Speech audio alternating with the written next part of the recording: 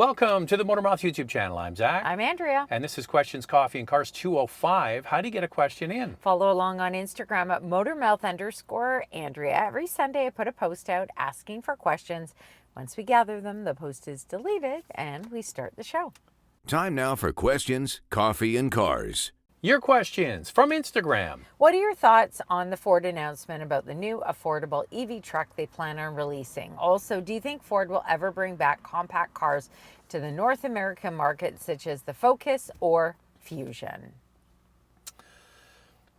Well, I think Jim Farley has gone many times to China to look at the manufacturing base there and see how they're doing EVs. And he's basically coming and saying that they're going to do a whole different way of manufacturing, getting rid of assembly lines, and whatever they're coming up with, they think they're going to be able to do EVs at scale on the cheap or cheaper. But I also think that Slate has shown up. And they're thinking we've got to have something that competes with Slate. Yeah, so Farley has teased the Model T, which is apparently what this new EV pickup truck is going to be named. Whether that happens or not, who knows? But Farley says it's going to be more capable. It's going to have more range. It's going to be able to power your house if there is a power outage for up to 6 days, and it's going to be affordable. It's also going to be a universal platform, so it's not just going to be a pickup truck. It could be an SUV, possibly a sedan, and he said it's going to be about the size of a RAV4. There's a lot riding on this. Jim Farley's future as CEO of the company, I think, is riding on this. Betting the farm on EVs at this time is not the best business case, considering all other brands are pulling back from EVs. What I think they should have done is just continue to evolve the EV process like General Motors has, instead of just coming up basically with two cars, which is the F-150 Lightning and the Mach-E, and then calling it a day. Yeah, I think it's just because sales aren't that great. So I get the idea of kind of pulling back. I think an affordable EV will be obviously better for many who are on a tighter budget, but it'll be tough. As for smaller vehicles, gas vehicles, smaller cars, no, I don't think so. You might see a smaller EV like Kia's doing with the EV3, for example, but I think that is over for gas models. So, by the way, I've talked about this before. The business channel, CNBC, they do these little sort of documentaries on different topics, and they cover the auto industry quite a lot. And there was one they did recently, which was all about Slate, the small pickup truck backed by Jeff Bezos. They have about $1 billion they're investing to get this small modular pickup truck made with composite body panels. You basically get it with nothing, and then you add on what you want after the fact. They dissect this whole idea that you can do an inexpensive, cheap electric pickup truck in this little mini documentary. So I suggest you just Google it, Slate CNBC, and you'll find it. And there's quite a few analysts they talk to think it's going to be a lot tougher than they think. Yeah, I think so too. But we'll wait and see. But I think, yes, it's a lot harder to figure out. It takes a lot of money, billions. They said, to launch a new product, a new mass-produced car is multi-billions of dollars. Yeah. And they're trying to do it for about $1 billion. It's going to be tricky. Any plans to do an at-home review of the 2025 Tiguan? We don't have any plans. We recently drove it, so I don't think we'll revisit it right away, but we're also going to drive the more powerful turbo in October at a drive event. So that'll be the second Tiguan review on the channel. The problem is, and I kind of understand what you're saying, is like the one we had when we went to the launch event was, top spec, and then the turbo will be the top spec. So it'd be nice to get kind of like a regular sort of comfort line, trend line kind of vibe here. We can work on that. We're not going to do it right away because we just did the first one. Second one we're doing in October. We won't do it. We'll leave it a little while, but yeah, we could eventually get it back. Volkswagen Vancouver, we have a very good relationship with them. That's where we bought our GTI, so they would be happy to give us one if we decided to revisit it, but I don't think we would do it right away. Love your show looking at vetting a new car. What is the difference between hybrid and plug-in hybrid? Any advantage? Well, the difference, the big one is you should really plug in a plug-in hybrid. If you buy a plug-in hybrid, first off, it'll be more expensive than a hybrid. It has a bigger battery. If you decide not to plug it in, then you're carrying around a big battery and you're not going to get the fuel economy of a hybrid, even driving it in hybrid mode because of the difference in size of the battery. So I don't see any point in buying a plug-in hybrid if you're not going to plug it in. If you can stay within that range daily, you're going to not only have a clean drive, but you're hardly going to need any fuel. You have to be dedicated to the idea.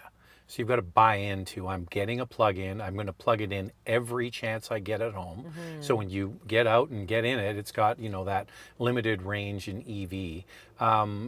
They're more expensive and depends on the kind of mileage you do. You got to kind of do a bit of a spreadsheet. Okay, so the difference is $10,000.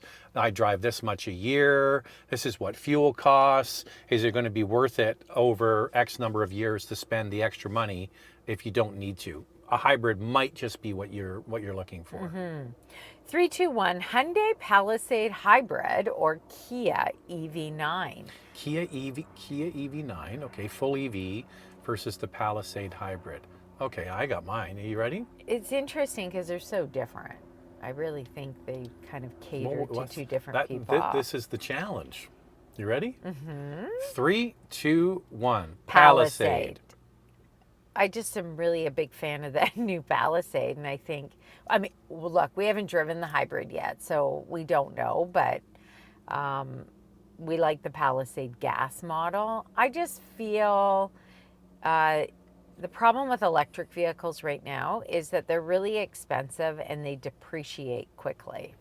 The other thing is you could also just wait and see what they do with the Kia Telluride, because they'll have the same power plant. So they'll have the 3.5 liter V6, they'll have the hybrid. So if you like the styling of the Kia over the Hyundai, then you just have to hold on for that one to be released. And the EV thing is back to the question we had previously. Do you have a plug? Do you have a place to charge it? If you're into the idea of owning an EV, then maybe go for it. But the price of these is so expensive for 3-row EVs that the hybrids often will make much more financial sense. And I'll just give you Canadian pricing with the Palisade. That top trim, which comes like loaded, it really is a beautiful vehicle, is about $68,000 Canadian, which it works out to be the same as the Grand Highlander Hybrid Max powertrain, about the same. But if you were to get the EV9 equivalent, you're up at $83,000, $84,000. So that's a substantial difference. Yes, you're never going to buy fuel again. It's a lot of fuel, you though. still have to pay for electricity. You may have to put in a level 2 charger. So it really depends on your setup. Some people love the whole EV experience, that instant acceleration. But for me, I think I would just do Palisade Hybrid. Volkswagen's website compares the Taos annual maintenance costs with competitor models. How accurate and trustworthy are these manufacturer-provided comparisons, and what's your assessment of them? So what they're doing is they're just giving you the scheduled maintenance. So what an annual trip to the dealer would cost, what they charge versus what some of their competitors charge. Doesn't mean that there won't be any other issues that come up. The car's under warranty, of course. But yeah, they're basically saying, okay, it's going to cost $320 to maintain a Taos a year, and they charge $380. Yes. That's basically what they're doing. And I actually think it is fairly accurate. The PR team, when we were at the Taos Drive event, they brought it up. and were talking about it, which I was kind of surprised about. But they were saying, this is pretty accurate information. They didn't say pretty accurate. They said it was accurate. I think it's pretty good. But I also think, long term, if you keep the vehicle a long time, it could be a different story. It's nice in the US, we see when we do our videos, our long form videos, we talk about the warranty, and a lot of brands have like 2 or 3 years of maintenance included, Yeah. which is great. And that's a really nice thing for people to have 2 or 3 years where they don't have to worry about it. It's also smart on behalf of the manufacturers to offer these sorts of things because they get you used to taking the car to the dealer. One of the biggest problems for a lot of car brands is people don't take their car back to the original dealer. Yeah. They take it to an independent shop or somewhere else. So by including it for a year, 2 or 3 years, that gets you get to know your service manager, you're comfortable with the situation, you see that it's maybe not too crazily priced, and you maybe will bring it back. What are your thoughts on the 2025 Kona EV? What are my thoughts on it? Yeah, It sells well. I it mean, does. Kona is a popular choice. I don't love the look of it. One thing I did find about the Kona is that when we drove the EV, it was louder than I thought it should be, considering it's an electric vehicle. There was a little bit more wind noise that I didn't like. Yeah, something to consider. Listen, the whole problem for people just get bogged down with EVs because they look at everything with a big spreadsheet. What's the range? What's the charging speed? What's the price? All of the factors that go into EVs. How much power does it have? And less about the emotional part of it. So yeah, it stacks up well with a lot of other EVs of its size. And you have to like the design of it, and take it for a drive and see if you like it. Our family is considering a fun second car. We already have a family SUV, and I'd really like to get a hot hatch. Is the GTI pretty much the only option at this point? Should we consider the Civic Sport Hybrid or Mazda 3 Turbo? I think the Golf R is more fun than the GTI for sure. Yeah, it's got more power and it's all-wheel drive. You could also get a GR Corolla. Yeah. That's one that'll, will hold its value. But I think the Civic Hatch Sport is kind of fun. For a hybrid, do you think that's fun? It's not bad. It's got 200 horsepower. You think about the GTI's got 241, I believe the number is, off the top of my head. Listen, you have to go and try them all. See what you like. Yeah, I would. If you're looking for a fun car, I wouldn't get the Civic Hybrid. If you're looking for a car with excellent fuel economy, I would get the Civic Hybrid myself. Yeah, but as for 200 the Mazda 3 Turbo, that you think because it's a turbo that it is super fun to drive and it handles really well, but it actually has a more refined feel than you would think, considering it's a Mazda. The one that I would get would be the Civic hatch with a manual transmission, maybe the SI, or I know that's not a hatch, or a Type R. Yeah, I think listen, our GTI, it's just the perfect little city bomb around town car. It just does, and it's fantastic on the highway. So it's the right size. You can park it anywhere. You can take off and do a long road trip in it. It's comfortable. It's got plenty of power. It's not too crazy expensive. And now it's got new design, new interior. It's a lot of car for the money, and there's a reason why Volkswagen has been making it forever, because they just keep making it better. It's a good car to live with, put it that way. Yeah, a good car as your daily driver every day, because it borders on some fun and comfort level as well. That's the thing about it when you get it on the highway. It has lots of passing power, and it's actually quite refined, and the cabin stays pretty quiet.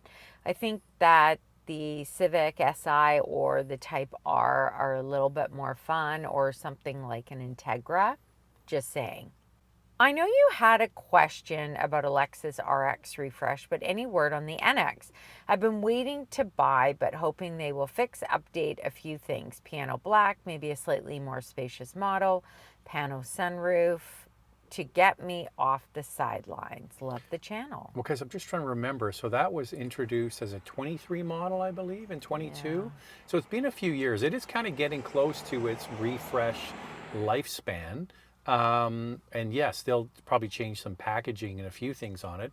But yeah, we're kind of getting close now for that one, because the RX we talked about last week has only been out for 2 years. The NX came out at least one full year before that. So it'll be a 23 or 22.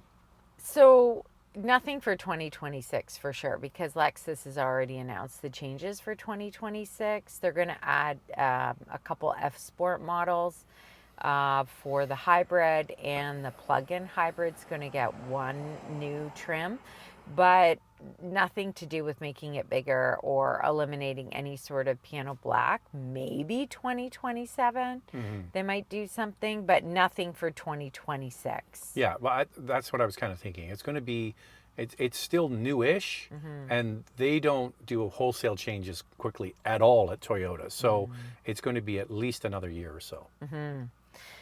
Mazda CX-5 lover, do you think Mazda will discontinue the turbo in the 2026 in Canada?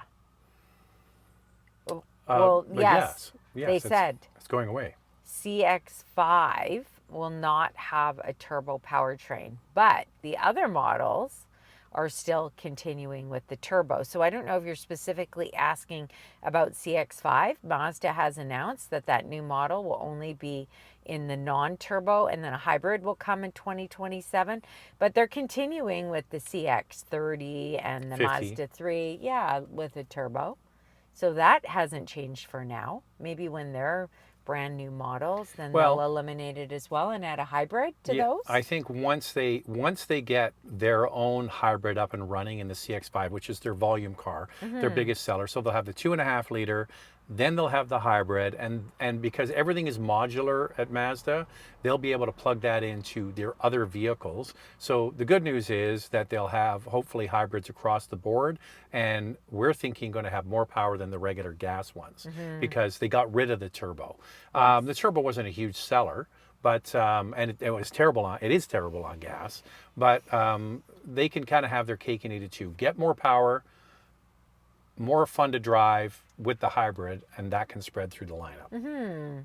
Anyway, that's it for us. Thanks for all the questions. If you want to get a question in, follow along on Instagram at motormouth_Andrea. Every Sunday I put a post out asking for questions. Once we gather them, the post is deleted and we start the show.